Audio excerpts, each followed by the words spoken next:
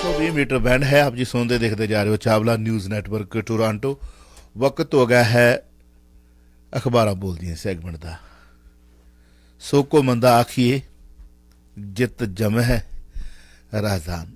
8 मार्च है कल नारी दिवस। बहुत सारिया मुबारकां दे नाल आर्टिकल पंजाबी ट्रिब्यून दे विच गौरवी शर्मा जो खुद एक औरत है उन्होंने लिखा है औरत की मर्जी का समाजिक संदर्भ। साड़ियाँ भैणां भी गौर ना सुन, साडे वीर भी गौर ना सुन। 8 मार्च नारी दिवस कल भी पेश करांगा आर्टिकल नारी दिवस के मौके ते अज भी। इतिहास विच अजिहे पल हन, गौरवी शर्मा लिखते ने। रंगला पंजाब दे विच मैं खुशी महसूस कर रहा उन्होंने इस आर्टिकल नूं। मैं इस काबिल हाँ कि तुहाडे नाल साझा कर सकां। मैनूं खुशी है कि मैं एक कलम साझी कर रहा। इतिहास विच अजिहे पल ना मात्र ही मिलते हैं जदों औरत के वजूद की लड़ाई किसी नेशन का एजेंडा रहा होवे। इतिहास विच अजिहे पल ना मात्र मिलते, ना मात्र ही मिलते हैं। गौरवी कहती है जदों औरत के वजूद की लड़ाई किसी नेशन का एजेंडा रहा होवे, भाव किसी नेशन ने एजेंडे ते रखिया होवे कि औरत की लड़ाई, औरत के हक, औरत के प्रति लड़ाई जिहड़ी है उहदे एजेंडे ते। फिर भी इतिहास अजिहियां औरतां की गवाही भरदा है जिन्हां दे रूह की भटकण ते जिंदगी जीउण दी शिद्दत लई कीती चोण ने ना सिर्फ औरत सगों मनुखी होण दी भी नवीं कहानी जिहड़ी है वो लिखी है। इन्हां औरतां दी खूबसूरती दे हर पक्ष नूं समझण लई साडे समाज नूं लंबा पैंडा तय करना पैना है। फैडरिक नित्शे अनुसार मनुख अपनियां चोणां दा नतीजा है। प्रसिद्ध नारीवादी चिंतक सिमो दा बुआ ने भी आख्या कि औरत लई सवाल महज औरत होण दा दावा करना नहीं, सगों संपूर्ण मनुख होण दा है। पर कोई भी चोण अपने आप विच संपूर्ण नहीं हुंदी जदों सगों समाजिक, आर्थिक, राजनीतिक, सभ्याचारक अते धार्मिक संदर्भ ही चोण ते हालात नूं प्रभावित ते निर्धारित करदे हन।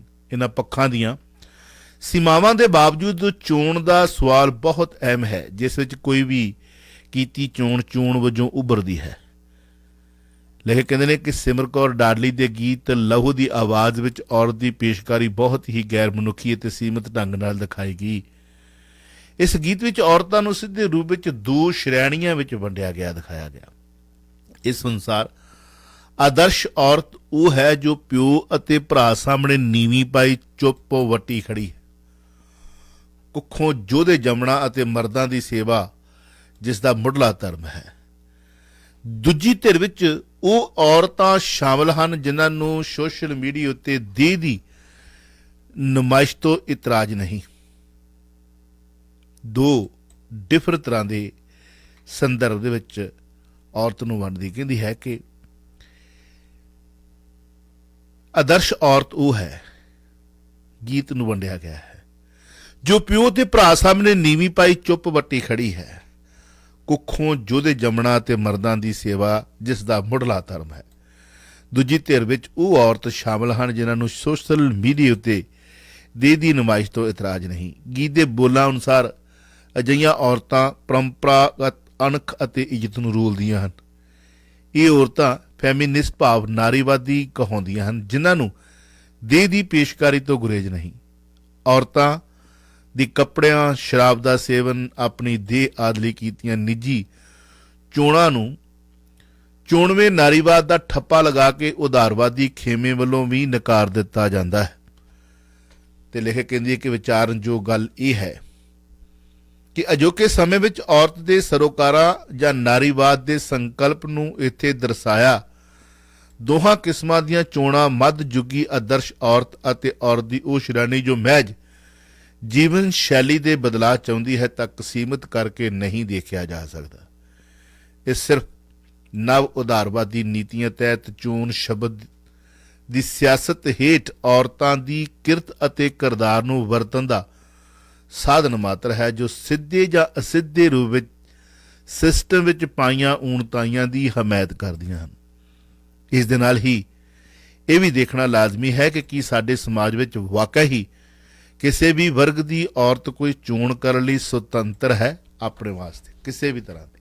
ਸਵਾਲ ਕਰਦੀ ਹੈ ਲੇਖਕ, ਜੇਕਰ ਔਰਤ ਕੁਝ ਨਿੱਜੀ ਚੋਣਾਂ ਨੂੰ ਹੀ ਆਜ਼ਾਦੀ ਦਾ ਭਰਮ ਸਮਝਦੀ ਹੋਵੇ ਕਿ ਚੋਣ ਅਤੇ ਆਜ਼ਾਦੀ ਵਰਗੇ ਸ਼ਬਦ ਇਸ ਸੰਦਰਭ ਵਿੱਚ ਵਰਤੇ ਜਾ ਸਕਦੇ ਹਨ।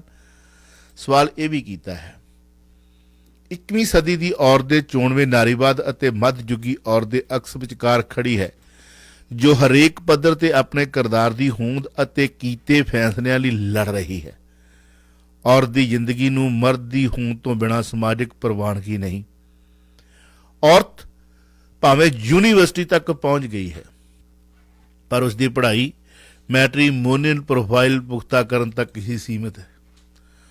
ਕੁੜੀਆਂ ਦੀ ਪੜ੍ਹਾਈ ਲਿਖਾਈ ਤਾਂ ਹੀ ਸਫਲ ਮੰਨੀ ਜਾਂਦੀ ਹੈ। ਲੇਖਕ ਕਹਿੰਦੀ ਹੈ, ਜੇ ਉਸ ਨੂੰ ਵਿਆਹ ਲਈ ਚੰਗਾ ਘਰ, ਪਰਿਵਾਰ, ਜ਼ਮੀਨ ਜਾਇਦਾਦ ਆਦਿ ਨਿਰਧਾਰਤ ਸਮੇਂ ਤੱਕ ਮਿਲ ਜਾਵੇ। ਕੁਝ ਸਾਲ ਪਹਿਲਾਂ ਲੇਖਕ ਕਹਿੰਦੇ ਕਿ ਆਈ ਕੁਈਨ ਫਿਲਮ ਕਾਫੀ ਚਰਚਿਤ ਰਹੀ। ਕੁਈਨ ਫਿਲਮ, ਇਹ ਫਿਲਮ ਇਸ ਲਈ ਵੀ ਅਗਾਂਹਵਧੂ ਮੰਨੀ ਗਈ ਕਿਉਂਕਿ ਇਹ ਫਿਲਮ ਉਹਨਾਂ 5% ਫਿਲਮਾਂ ਵਿੱਚੋਂ ਹੈ ਜੋ ਔਰਤ ਕਿਰਦਾਰ ਤੇ ਕੇਂਦਰ ਹਨ, ਅਤੇ ਜਦੋਂ ਕਿ 95% ਸਿਨੇਮਾ ਜਾਂ ਤਾਂ ਮਰਦ ਕੇਂਦਰਿਤ ਹੈ ਜਾਂ ਮਰਦਾਵੇਂ ਨਜ਼ਰੀਏ ਤੋਂ ਦੇਖਿਆ ਜਾਂ ਬਣਾਇਆ ਜਾਂਦਾ ਹੈ।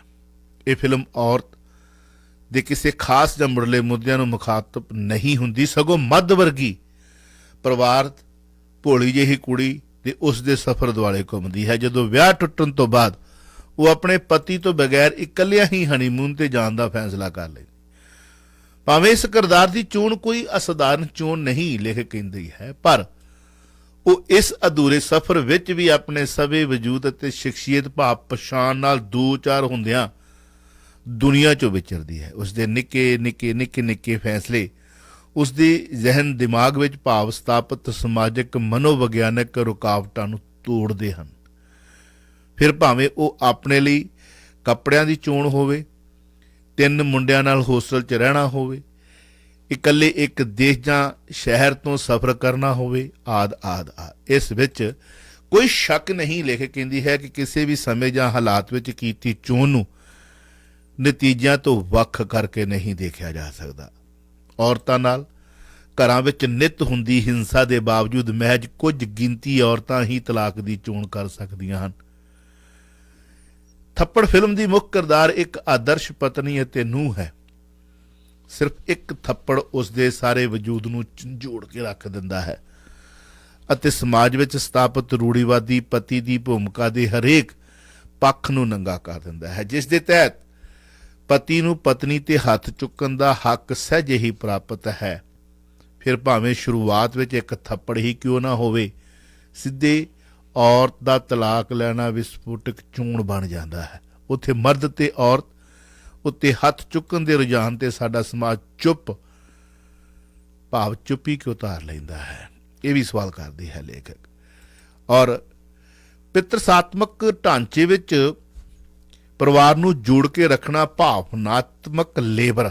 ਹੁਣ ਆਪਾਂ ਉਸ ਦਿਨ ਗੱਲ ਕੀਤੀ ਸੀ ਨਾ ਕਿ ਔਰਤ ਸਾਰਾ ਦਿਨ ਘਰੇ ਟੁੱਟਦੀ ਹੈ, ਕੰਮ ਕਰਦੀ ਹੈ, ਫੈਕਟਰੀ 'ਚ ਵੀ ਜਾਂਦੀ ਹੈ, ਆਫਿਸ ਵੀ ਜਾਂਦੀ ਹੈ, ਹਰ ਖੇਤਰ ਦੇ ਵਿੱਚ ਉਹ ਕੰਮ ਕਰਕੇ 8 ਘੰਟੇ 10 ਘੰਟੇ ਲਾ ਕੇ ਜਾਣਾ ਆਉਣਾ, ਉੱਤੇ ਬੌਸ ਦੀਆਂ ਝਿੜਕਾਂ, ਬੌਸ ਦੀਆਂ ਕਹਿਣੀਆਂ। ਬੌਸ ਔਰਤ ਵੀ ਹੋ ਸਕਦੀ ਹੈ, ਮਰਦ ਵੀ ਹੋ ਸਕਦਾ ਹੈ। ਉਹਨਾਂ ਦੀਆਂ ਗੱਲਾਂ ਸੁਣਨ ਤੋਂ ਬਾਅਦ ਘਰ ਆਉਣਾ, ਘਰ ਆ ਕੇ ਸਾਰੇ ਕੰਮ ਫੇਰ ਕਰਨੇ। ਕੀਤਾ ਕੀ ਹੈ? ਕੁਛ ਵੀ ਨਹੀਂ। ਤੇ ਜਿਹੜੀ ਘਰੇ ਰਹਿਣ ਵਾਲੀ ਜਿਹੜੀ ਔਰਤ ਹੈ, ਹਾਊਸ ਵਾਈਫ ਹੈ, ਉਸ ਨੂੰ ਤਾਂ ਹੋਰ ਵੀ ਜ਼ਿਆਦਾ ਸੁਣਨਾ ਪੈਂਦਾ। ਆਪਾਂ ਲੇਖ ਸੁਣਨ ਦਾ ਕੀਤਾ ਸੀ ਉਸ ਦਿਨ। ਭਾਵਨਾਤਮਕ ਲੇਬਰ ਹੀ ਨਹੀਂ, ਸਗੋਂ ਰਸੋਈ ਤੇ ਪਾਲਣ ਪੋਸ਼ਣ ਦੀ ਮੁੱਢਲੀ ਜ਼ਿੰਮੇਵਾਰੀ ਵੀ ਔਰਤ ਦੇ ਹਿੱਸੇ ਆਉਂਦੀ ਆ ਗਈ ਨਾ ਗੱਲ ਫਿਰ ਉੱਥੇ, ਜੋ ਉਸ ਤੋਂ ਅਸਾਧਾਰਨ ਸਹਿਨਸ਼ੀਲਤਾ ਦੀ ਮੰਗ ਕਰਦੀ ਹੈ। ਮਲਿਆਲਮ ਫਿਲਮ ਦਾ ਗ੍ਰੇਟ ਇੰਡੀਅਨ ਕਿਚਨ ਵਿੱਚ ਰਸੋਈ ਔਰਤ ਦੇ ਘਰਾਂ ਅਤੇ ਰੋਜ਼ਮਰਾ ਦੇ ਜੀਵਨ ਵਿੱਚ ਘੁਟਣ ਦੇ ਅੰਸ਼ਾਂ ਨੂੰ ਖੂਬਸੂਰਤ ਢੰਗ ਨਾਲ ਬਿਆਨ ਕੀਤਾ ਗਿਆ। ਲੇਖਕ ਕਹਿੰਦੀ ਹੈ ਕਿ ਇਸ ਫਿਲਮ ਦੇ ਪਹਿਲੇ ਦ੍ਰਿਸ਼ ਵਿੱਚ ਮੁੱਖ ਕਿਰਦਾਰ ਦੇ ਡਾਂਸ ਕਰਨ ਦੀ ਝਲਕ ਦੇ ਨਾਲ ਉਸ ਦੇ ਵਿਆਹ ਲਈ ਰਿਸ਼ਤੇ ਦੀ ਹੁੰਦੀ ਗੱਲਬਾਤ ਦੀ ਝਲਕ ਦਿਖਾਈ ਦਿੰਦੀ। ਵਿਆਹ ਤੋਂ ਬਾਅਦ ਮਹਿਜ਼ ਪਤਨੀ ਦੀ ਭੂਮਿਕਾ ਵਿੱਚ ਉਸ ਦੀ ਜ਼ਿੰਦਗੀ ਰਸੋਈ ਤੱਕ ਸਿਮਟੀ ਨਜ਼ਰ ਆਉਂਦੀ ਹੈ। ਪਤੀ ਅਤੇ ਸਹੁਰੇ ਦੇ ਪਰੰਪਰਾਗਤ ਵਿਵਹਾਰਕ ਸਮਾਜਿਕ ਵਿੱਚ ਪ੍ਰਚਲਿਤ ਡੂੰਘੀਆਂ ਸੱਚਾਈਆਂ ਨੂੰ ਬਿਆਨ ਕਰਦੇ ਹਨ। ਇਸ ਸਭ ਦੌਰਾਨ ਮੁੱਖ ਕਿਰਦਾਰ ਦੀ ਵਿਆਹ ਦੀ ਪਵਿੱਤਰਤਾ ਨੂੰ ਕਾਇਮ ਰੱਖਣਾ ਅਤੇ ਬਚਾਉਣ ਲਈ ਕੀਤੀ ਭਾਵਨਾਤਮਕ ਅਤੇ ਸਰੀਰਕ ਜੱਦੋ-ਜਹਿਦ ਬਾਖੂਬੀ ਨਜ਼ਰ ਆਉਂਦੀ। ਸਹੁਰੇ ਪਰਿਵਾਰ ਵੱਲੋਂ ਡਾਂਸ ਜਾਂ ਨੌਕਰੀ ਕਰਨ ਦੀ ਇੱਛਾ ਨੂੰ ਅਣਗੌਲਿਆਂ ਕੀਤਾ ਜਾਂਦਾ ਹੈ। ਅੰਤ ਵਿੱਚ ਉਹ ਵਿਆਹ ਦੀ ਸੰਸਥਾ ਵਿੱਚ ਹਾਲਾਤ ਨਾਲ ਸਮਝੌਤਾ ਨਹੀਂ ਕਰਦੀ, ਸਗੋਂ ਆਪਣੇ ਵਜੂਦ ਦੀ ਚੋਣ ਕਰਦਿਆਂ ਡਾਂਸ ਕਲਾ ਵੱਲ ਕਦਮ ਵਧਾਉਂਦੀ ਹੈ। ਐਕਸਫੇਮ ਇੰਡੀਆ ਦੀ ਰਿਪੋਰਟ ਵਿੱਚ ਸਾਫ਼ ਦੱਸਿਆ ਗਿਆ ਹੈ ਕਿ ਔਰਤਾਂ ਘਰਾਂ ਵਿੱਚ ਮਰਦਾਂ ਦੇ ਮੁਕਾਬਲਤਨ 238 ਮਿੰਟ ਜ਼ਿਆਦਾ ਕੰਮ ਕਰਦੀਆਂ ਹਨ। 238 ਮਿੰਟ, ਜਿਸ ਦੀ ਕੋਈ ਤੈਅਸ਼ੁਦਾ ਅਦਾਇਗੀ ਨਹੀਂ ਹੁੰਦੀ। ਆਪਾਂ ਗੱਲ ਕੀਤੀ ਸੀ ਕਿ ਉਹਦੀ ਤੈਅਸ਼ੁਦਾ ਕੋਈ ਅਦਾਇਗੀ ਨਹੀਂ। ਮਰਦਾਂ ਨਾਲੋਂ 238 ਮਿੰਟ ਜ਼ਿਆਦਾ ਕੰਮ ਕਰਦੀਆਂ ਨੇ ਔਰਤਾਂ, ਪਰ ਉਹਨੂੰ ਘਰ ਦੇ ਕੰਮਾਂ ਦੀ ਤਨਖਾਹ ਨਹੀਂ ਮਿਲਦੀ, ਕੋਈ ਪੇ ਨਹੀਂ ਹੈ ਉਹਦੀ ਬੱਝਵੀਂ ਕਿ ਤੈਨੂੰ ਆਹ ਪੇ ਮਿਲਣੀ। ਇਹ ਪਰਿਵਾਰ ਵਿੱਚ ਸਥਾਪਿਤ ਭੈਣ, ਪਤਨੀ, ਮਾਂ ਆਦਿ ਦੀ ਰੂੜੀਬੱਧ ਭੂਮਿਕਾਵਾਂ ਨੂੰ ਹੋਰ ਮਜ਼ਬੂਤ ਪ੍ਰਦਾਨ ਕਰਦਾ ਹੈ। ਤੇ ਨਾਲ ਹੀ ਆਕਸਫੈਮ ਇੰਟਰਨੈਸ਼ਨਲ ਦੀ ਰਿਪੋਰਟ ਅਨੁਸਾਰ ਕੋਵਿਡ-19 ਮਹਾਮਾਰੀ ਦੌਰਾਨ 6.4 ਕਰੋੜ ਭਾਵ 6.5 ਕਰੋੜ ਤੁਸੀਂ ਸਿੱਧਾ ਹੀ ਕਹਿ ਲਓ ਔਰਤਾਂ ਨੂੰ ਨੌਕਰੀਆਂ ਗਵਾਉਣੀਆਂ ਪਈਆਂ। 6.4 ਜੋ ਕਿ ਮਰਦਾਂ ਦੇ ਮੁਕਾਬਲੇ 39% ਜ਼ਿਆਦਾ ਸਨ। ਕਿਸੇ ਵੀ ਸਮਾਜ ਵਿੱਚ ਔਰਤ ਜਾਂ ਲਿੰਗ ਕੋਈ ਸਥਾਪਿਤ ਇਕਾਈ ਨਹੀਂ ਹੈ। ਔਰਤਾਂ ਦੀ ਪਛਾਣ ਜਾਤ, ਜਮਾਤ, ਨਸਲ, ਕਿੱਤੇ, ਖਿੱਤੇ ਆਦਿ ਵਿੱਚ ਵੰਡੀ ਹੋਈ ਹੈ।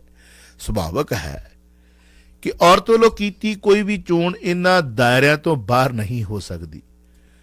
ਤੇ ਲੇਖਕ ਕਹਿੰਦੇ ਆ ਕਿ ਅਮਰਤਿਆ ਸੇਨ ਅਨੁਸਾਰ ਇਸ ਤੱਤ ਤੋਂ ਮੁੱਢਲੇ ਅਤੇ ਸਰਵ ਵਿਆਪੀ ਹੋਰ ਕੁਝ ਨਹੀਂ ਹੋ ਸਕਦਾ ਕਿ ਹਰ ਖੇਤਰ ਵਿੱਚ ਹਰ ਕਿਸਮ ਦੀਆਂ ਚੋਣਾਂ ਇੱਕ ਵਿਸ਼ੇਸ਼ ਸੀਮਾ ਦੇ ਅੰਦਰ ਹੀ ਕੀਤੀਆਂ ਜਾਂਦੀਆਂ ਹਨ।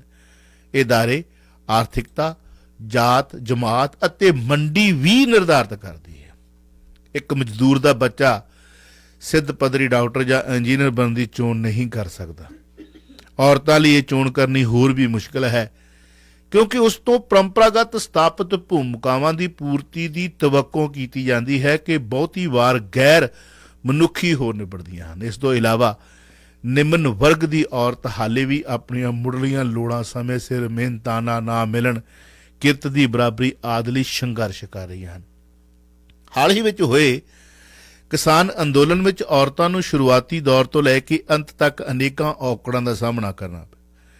ਇੱਥੋਂ ਤੱਕ ਕਿ ਔਰਤਾਂ ਨੂੰ ਘਰ ਵਾਪਸੀ ਲਈ ਕਹਿ ਦਿੱਤਾ ਗਿਆ ਸੀ, ਪਰ ਘਰ ਮੁੜਨ ਦੀ ਬਜਾਏ ਉਹਨਾਂ ਨੇ ਆਪਣੇ ਭਾਗੀਦਾਰਾਂ ਦੀ ਚੋਣ ਨੂੰ ਤਰਜੀਹ ਦਿੱਤੀ। ਅੰਦੋਲਨ ਵਿੱਚ ਸ਼ਮੂਲੀਅਤ ਦੀ ਚੋਣ ਨਾਲ ਇੱਕ ਪਲੇਟਫਾਰਮ ਹਾਸਲ ਕੀਤਾ ਜਿਸ ਦੇ ਤਹਿਤ ਔਰਤਾਂ ਨੇ ਆਪਣੇ ਸਵੇ ਨੂੰ ਮੁੜ ਪਰਿਭਾਸ਼ਿਤ ਕਰਨ ਦਾ ਹੌਸਲਾ ਜਤਾਇਆ। ਪਰ ਇਹ ਤਾਂ ਹੀ ਹੋ ਸਕਿਆ ਜੇ ਉਹਨਾਂ ਨੇ ਆਪਣੇ ਆਲੇ ਦੁਆਲੇ ਤੇ ਸਮਾਜਿਕ ਥਾਵਾਂ ਉੱਪਰ ਆਪਣੀ ਬਣਦੀ ਜ਼ਿੰਮੇਵਾਰੀ ਨੂੰ ਵੀ ਮੁੜ ਪਛਾਣਿਆ। ਉਹਨਾਂ ਦੇਸ਼ਾਂ ਵਿੱਚ ਜਿੱਥੇ ਕੱਪੜੇ, ਨੰਗੇਜ, ਸਿਗਰਟ, ਸ਼ਰਾਬ ਆਦਿ ਦੀਆਂ ਵਸਤਾਂ ਦੀ ਚੋਣ ਨਾਲ ਔਰਤਾਂ ਦੇ ਨੈਤਿਕ ਅਤੇ ਮੌਲਿਕ ਫਰਮਾਨ ਜਾਰੀ ਨਹੀਂ ਹੁੰਦਾ, ਉੱਥੇ ਵੀ ਔਰਤਾਂ ਸੰਘਰਸ਼ ਕਰ ਰਹੀਆਂ ਹਨ। 2018 ਵਿੱਚ ਸਪੇਨ ਵਿੱਚ 50 ਲੱਖ ਔਰਤਾਂ ਜਿਨਸੀ ਸ਼ੋਸ਼ਣ ਅਤੇ ਹਿੰਸਾ ਦੇ ਖਿਲਾਫ ਸੜਕਾਂ ਤੇ ਉਤਰੀਆਂ। ਦੱਖਣੀ ਅਰਬ ਮੁਲਕਾਂ ਵਿੱਚ ਔਰਤਾਂ ਨੇ ਡਰਾਈਵਿੰਗ ਦਾ ਅਧਿਕਾਰ ਲੜ ਕੇ ਲਿਆ, ਫਾਈਟ ਕੀਤੀ। ਵਿਅਕਤੀਗਤ ਤੌਰ ਤੇ ਪਾਸਪੋਰਟ ਅਪਲਾਈ ਕਰਨਾ ਵੀ ਇਕੱਲੀ ਔਰਤ ਲਈ ਸੰਭਵ ਨਹੀਂ ਸੀ। ਅਜਿਹੇ ਸਮਿਆਂ ਵਿੱਚ ਔਰਤ ਵੱਲੋਂ ਕੀਤੀ ਚੋਣ ਛੋਟੀ ਹੈ ਜਾਂ ਵੱਡੀ, ਸੱਚੀ ਹੈ ਜਾਂ ਝੂਠੀ, ਇਸ ਦਾ ਫੈਸਲਾ ਕੌਣ ਕਰੇਗਾ? ਸਵਾਲ ਕੀ ਆਪੇ ਬਣੇ ਸਵੇ ਵਜੂਦ ਨਾਲ ਰੂਬਰੂ ਹੋਏ ਬਿਨਾਂ ਕਿਸੇ ਵੱਡੇ ਜਾਂ ਛੋਟੇ ਸੰਘਰਸ਼ ਦੀ ਜੋਸ਼ ਤੇ ਜਜ਼ਬੇ ਉੱਪਰ ਉਧਾਰੇ ਲਏ ਜਾ ਸਕਦੇ ਹਨ? ਇਹ ਵੀ ਸਵਾਲ। ਔਰਤ ਦੀ ਕੀਤੀ ਸਧਾਰਨ ਤੋਂ ਸਧਾਰਨ ਚੋਣ ਉਸ ਦਾ ਖੁਦ ਨਾਲ ਰਿਸ਼ਤਾ ਨਿਰਧਾਰਿਤ ਕਰਦੀ ਹੈ ਜੋ ਕਿ ਸਦੀਆਂ ਤੋਂ ਦੂਜਿਆਂ ਵਿੱਚ ਤਲਾਸ਼ ਦੀ ਨਜ਼ਰ ਆਉਂਦੀ ਹੈ। ਅਜਿਹੇ ਸਮੇਂ ਘਰ ਤੋਂ ਬਾਹਰ ਪੜ੍ਹਾਈ ਕਰਨ, ਨੌਕਰੀ ਕਰਨ, ਜਨਤਕ ਥਾਵਾਂ ਤੇ ਭਾਗੀਦਾਰੀ, ਵਿਆਹ ਕਰਾਉਣ ਜਾਂ ਨਾ ਕਰਵਾਉਣ, ਮਾਂ ਬਣਨ ਜਾਂ ਨਾ ਬਣਨ, ਤਲਾਕ ਲੈਣ ਦੀ ਚੋਣ ਆਦਿ ਦੇ ਪੈਮਾਨੇ ਸਹੀ ਜਾਂ ਗਲਤ ਹੋਣ ਦਾ ਨਿਬੇੜਾ ਕੌਣ ਕਰੇਗਾ? ਸਵਾਲ ਸਾਡੇ ਸਮਾਜ ਵਿੱਚ ਹਰੇਕ ਵਰਗ, ਜਾਤ, ਜਮਾਤ ਅਤੇ ਖਿੱਤੇ ਦੀ ਔਰਤ ਆਪਣੇ ਆਪ ਪੱਧਰ ਤੇ ਸੰਘਰਸ਼ ਕਰ ਰਹੀ ਹੈ। ਕਿ ਉੱਚ ਵਰਗ, ਮੱਧ ਵਰਗ ਅਤੇ ਨਿਮਨ ਵਰਗ ਦੀਆਂ ਔਰਤਾਂ ਦੇ ਸੰਘਰਸ਼ 'ਚ ਸਾਂਝ ਸੰਭਵ ਹੈ? ਇਹ ਵੀ ਸਵਾਲ ਹੈ। ਉੱਚ ਵਰਗ ਉਹਦੇ ਦਾਇਰੇ ਵੱਖਰੇ, ਮੱਧ ਵਰਗ ਦਾ ਦਾਇਰਾ ਵੱਖਰਾ, ਨਿਮਨ ਵਰਗ ਦਾ ਦਾਇਰਾ ਵੱਖਰਾ। ਇਹਨਾਂ ਸੰਘਰਸ਼ਾਂ ਨੂੰ ਕਿਵੇਂ ਲੜਿਆ ਜਾ ਸਕਦਾ ਹੈ? ਇਹ ਵੀ ਸਵਾਲ ਕੀਤਾ ਹੈ। ਅੱਜ ਦੀ ਔਰਤ ਅਤੀਤ ਅਤੇ ਇੱਕ ਸੰਭਾਵਤ ਪਰ ਮੁਸ਼ਕਲ ਅਤੇ ਅਜੇ ਵੀ ਅਣਜਾਣ ਭਵਿੱਖ ਵਿਚਕਾਰ ਖੜੀ ਹੈ। ਅੱਜ ਦੀ ਔਰਤ ਚੋਣਾਂ ਦਾ ਸਵਾਲ ਕਿੱਥੇ ਖਿਲਾਫ ਪੈਦਾ ਨਹੀਂ ਹੁੰਦਾ। ਸਮਾਜਿਕ ਵਰਤਾਰਿਆਂ ਦੇ ਸੰਦਰਭ ਵਿੱਚ ਵੀ ਇਸ ਸਵਾਲ ਨੂੰ ਮੁਖਾਤਬ ਹੋਇਆ ਜਾ ਸਕਦਾ ਹੈ। ਕੱਲ 8 ਮਾਰਚ ਹੈ, ਇੰਡੀਆ ਦੇ ਵਿੱਚ 8 ਮਾਰਚ ਹੋ ਚੁੱਕਾ ਹੈ। ਨਾਰੀ ਦਿਵਸ, ਔਰਤ ਦੀ ਮਰਜ਼ੀ ਦਾ ਸਮਾਜਿਕ ਸੰਦਰਭ, ਵੱਖ-ਵੱਖ ਪਹਿਲੂਆਂ ਤੋਂ ਲੇਖਕ ਨੇ ਇਸ ਨੂੰ ਲੈ ਕੇ ਲਿਖਿਆ ਹੈ। ਪੰਜਾਬੀ ਟ੍ਰਿਬਿਊਨ ਅਖਬਾਰ ਦੇ ਧੰਨਵਾਦ ਸਾਹਿਬ ਗੌਰਵੀ ਸ਼ਰਮਾ ਦਾ ਇਹ ਆਰਟੀਕਲ ਤੁਹਾਨੂੰ ਸਾਂਝਾ ਕੀਤਾ ਹੈ। ਤੋਕੂ ਕਰਦਾ ਹਾਂ ਕਿ ਆਪ ਜੀ ਨੂੰ ਪਸੰਦ ਆਇਆ ਹੋਵੇਗਾ, ਆਪ ਜੀ ਦੀ ਇਨਫੋਰਮੇਸ਼ਨ ਦੇ ਵਿੱਚ ਵਾਧਾ ਹੋਇਆ ਹੋਵੇਗਾ। ਤੁਸੀਂ ਸੁਣ ਰਹੇ ਹੋ Chawla news network Toronto CNN Toronto.